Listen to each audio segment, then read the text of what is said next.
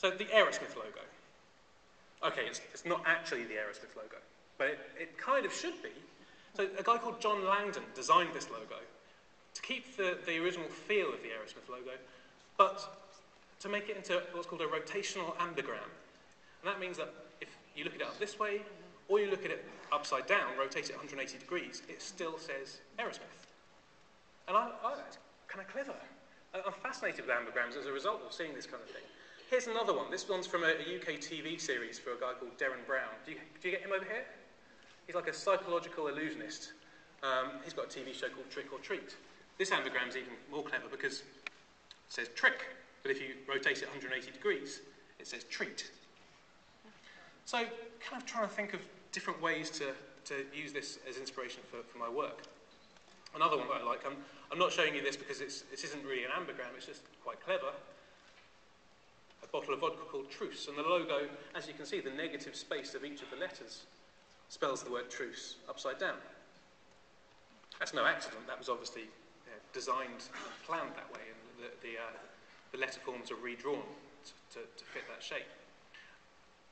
And another logo that you don't see at first, like the white on that logo really, is for a video post-production company that I worked near when I was back in London.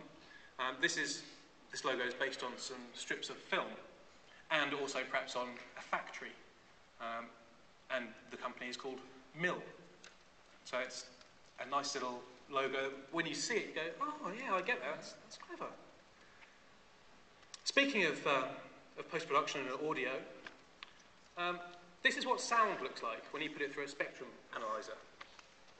And inspired by Aphex Twin, a guy called Venetian Snares has created a track called Songs About My Cats. And when you put that through a spectrum analyzer, you see this. You said, sounds like shit. But I love all this hidden stuff. It makes me want to go looking for more. Like someone trying to spot hidden Mickeys in Disney films. Do you know about these? In the backgrounds of cartoons, sometimes you'll see like a little silhouette of Mickey Mouse's head.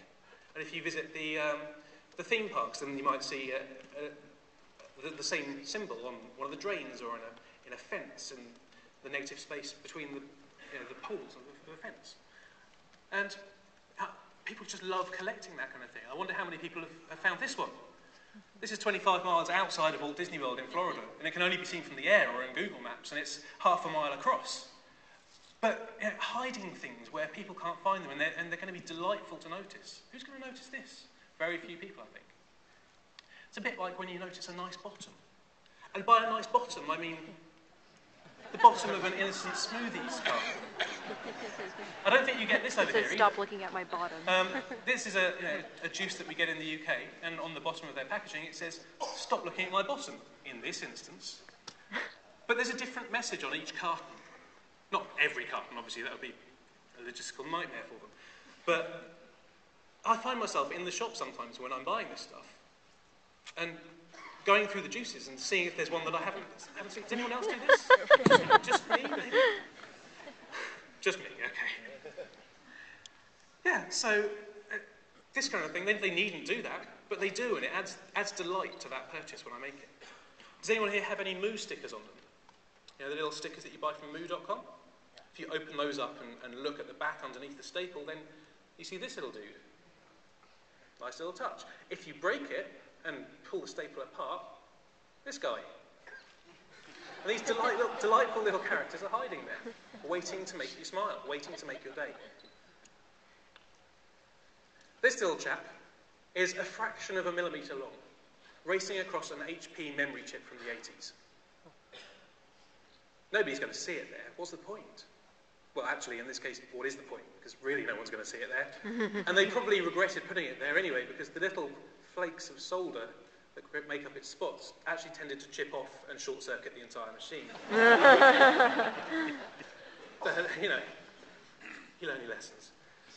Things like this, though. Apple's Mighty Mouse. Who has an Apple Mighty Mouse? Yeah, quite a lot of us. And there's a little Easter egg that you might not know about. It's no coincidence that staring up at you from the red light projected by the optical sensor is a little mouse. Or is that typical of Apple? And they're adding delighters deliberately to make you that little bit more excited about their products. Thankfully, we're edging more towards the familiar realm of web design now. Who uses Firefox as their default browser? Good. If you try this, you can type about Mozilla into the address bar, and you get a verse from the fictional book of Mozilla explaining about a fight with Mammon, a metaphor for Internet Explorer.